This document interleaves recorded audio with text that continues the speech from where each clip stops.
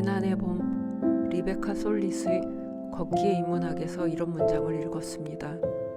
인생을 만드는 것은 공식적 사건들 사이에 일어나는 예측 불가능한 일들이고 인생을 가치 있게 만드는 것은 계산 불가능한 일들이다.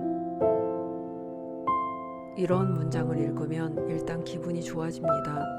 나는 예측 불가능한 일과 계산 불가능한 일을 맞이할 준비가 언제고 되어 있기를 바라며 살고 있습니다.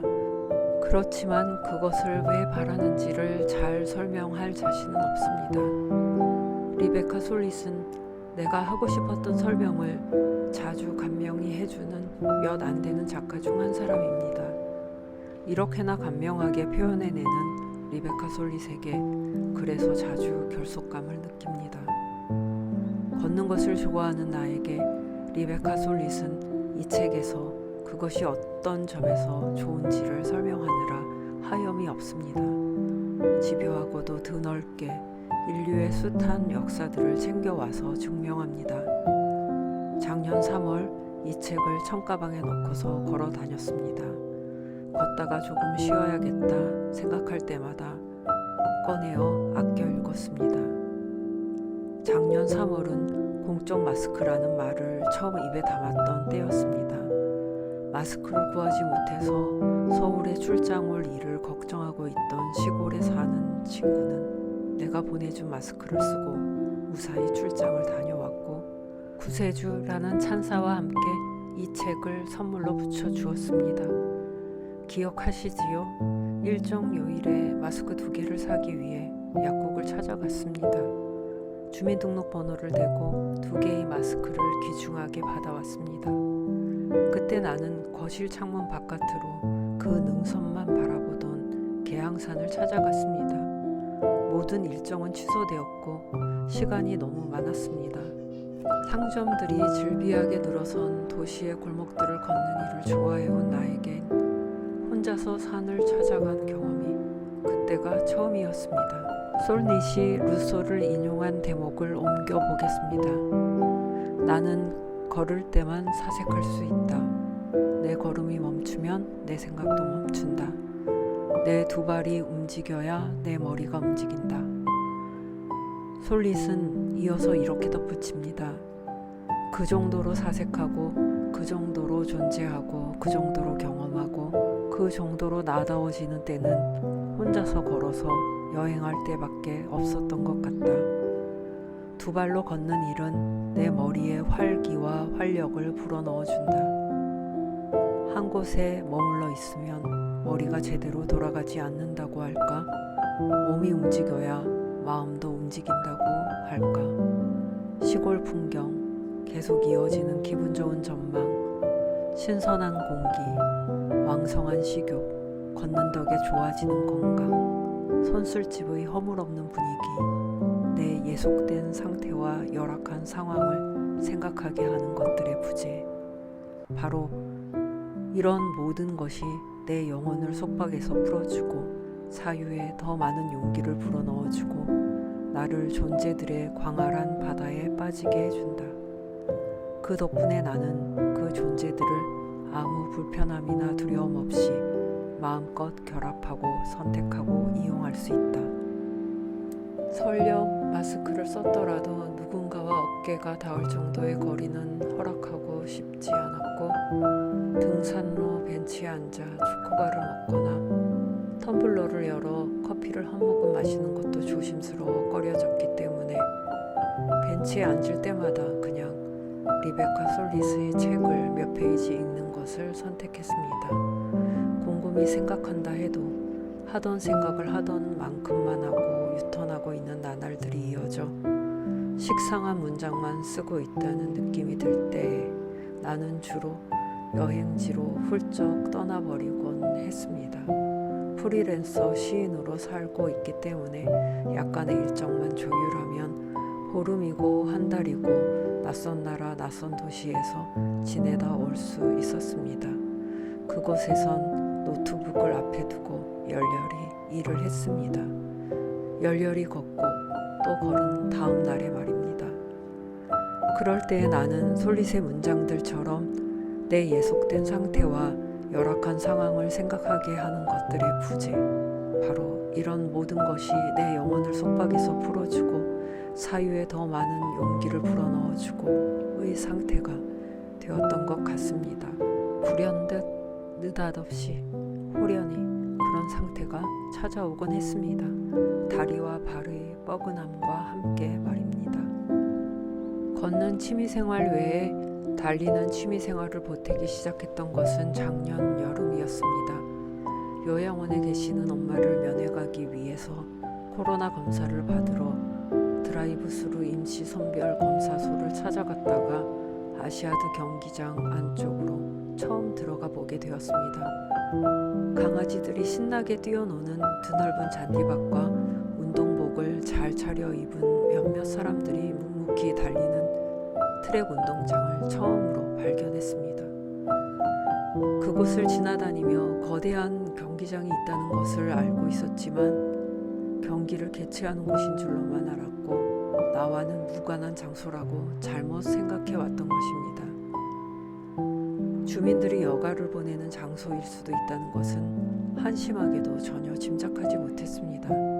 나의 보행 방식에 대하여, 무릎이며 척추며 골반에 대하여, 기립근에 대하여, 발 모양에 대하여, 운동화 끈을 묶는 방법에 대하여 달리기를 시작한 다음에야 하나하나 알아가게 되었습니다.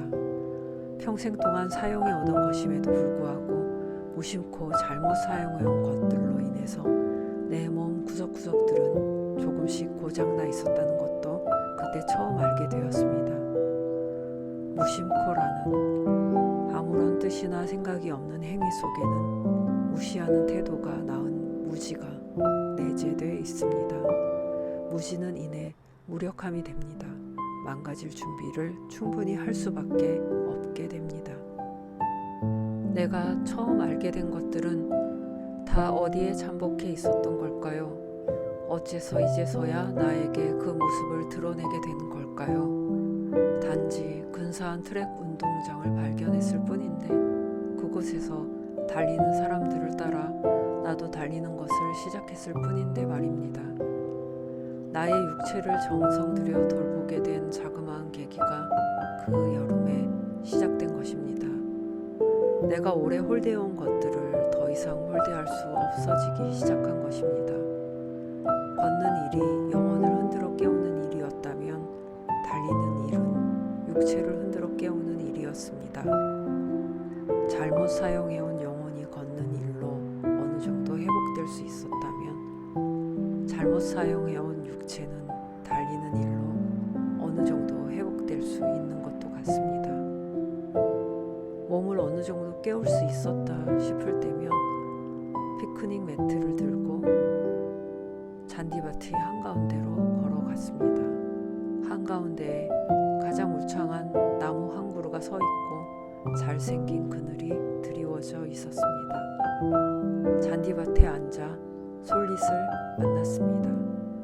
몇십 분 간격마다 매트의 위치를 옮겨 다시 그늘 속으로 들어가 앉으며 시계가 아니라 그림자의 움직임으로 시간의 흐름을 가늠했습니다. 그해 가을은 연희공원을 발견했습니다. 붉게 물든 플라타너스 낙엽들이 수북하게 쌓인 길을 따라 목적 없이 걷고 있을 때였습니다. 추수가 끝난 논밭에 안개가 자욱하게 내려앉은 아침이었습니다. 수백 마리의 어마어마한 철새떼가 논밭을 가득 메우며 저공 비행을 하고 있었습니다. 서해 바다로 흘러가는 공천천이 있고 오리와 두루미가 있고 갈대숲도 있는 우리 동네.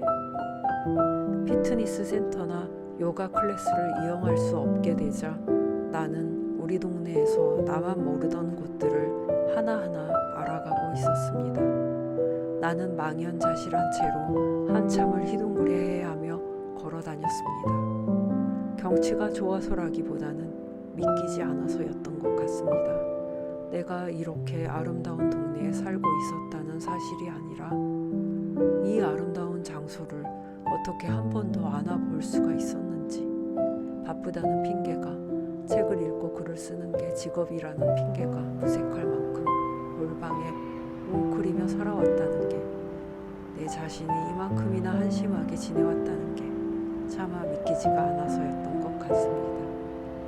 다들 거기 모여 있었는데 나만 거기 없었던 이상한 밤의 악몽에서 깨어난 것처럼 내가 사는 곳에서 내가 나를 고립시키던 시간이 끝나는 것 같았달까요. 처음 코로나가 우리에게 공포를 안겨주던 그때를 생각해 보면 나는 잃은 것만큼이나 얻은 것이 많습니다. 시간을 얻고 내가 사는 동네에 모르던 장소들을 얻고 그 장소에서 목격한 아무것도 아니라면 아무것도 아니지만 결코 아무것도 아닐 수는 없는 경이로움들을 얻었습니다. 경이를 발견할 줄 아는 겸손을 얻었다고 말해도 좋을 것 같습니다. 건강도 얻었습니다. 몸이 먼저 회복되었고 그리고 마음이 나아졌습니다. 몸이 가 있는 곳에 온전히 마음이 도착할 때까지 걷고 달렸습니다. 몸이 있는 곳과 마음이 있는 곳이 순일한 일치를 얻을 때에 은은하게 배어나오는 소소한 희열을 되찾게 되었습니다. 올해가 되면 마스크 정도는 벗고서 거리를 다니게 될 것만 같은 기대감이 작년에는 있었지만 올해에는 내년에 대하여 그런 기대감을 품지 않게 되었습니다. 이따금 농담처럼 아주 많은 사람들과 대형 맥주집에서 왁자지껄 어울려 놀고 싶다고 말하거나 멋진 선셋 포인트에 다닥다닥 모여 앉아 해지는 풍경을 낯선 도시에서 보고 싶다고 말하기도 하지만 기다리거나 기다리지 않거나와 관계없이 그럴 날이 언젠가는 올 것만 같은 막연한 마음으로 지냅니다. 지난 여름 어느 날 비가 그치자 창문을 열었던 순간이 떠오릅니다. 우지개가 뜰 것 같은 순간이네 하고 나는 혼잣말을 했습니다. 그리고 창밖을 바라보았습니다. 그리고 우지개를 발견했습니다. 우지개는 참으로 태연하게 우리 동네 하늘 높이에 커다랗게 나타나서 한참을 세상을 굽어보다 유유히 사라졌습니다. 다만 쨍하게 푸른 하늘과 불현듯 나타났다 사라지는 무지개를 당연하게 만날 수 있는 세상에 대해서만큼은 조금 더 치밀하고 섬세하게 제법 간절하게 숙고하게 되었습니다. 조금 더 기쁘게 해주는 날씨들은 영영 잃어버린 것이 아니라 지나쳐버린 장소처럼 유턴해서 다시 돌아갈 수 있구나 하고 2년 가까운 시간 동안 조금씩 알아가게 되었습니다. 되돌아가는 방법을 하나하나 몸소 실천할 때면 되돌릴 수 있는 것과 되돌릴 수 없는 것을 약간은 구분할 줄 알게 되는 것도 같습니다. 이미 망가진 것은 되돌릴 수 없다는 오랜 오해를 이젠 접게 되었습니다. 솔리스의 표현처럼 예속에서 풀려난 셈입니다. 되돌릴 수 있는 것으로 애써 만들어 가야지만 되돌리고 싶은 것들이 되돌려진다는 것을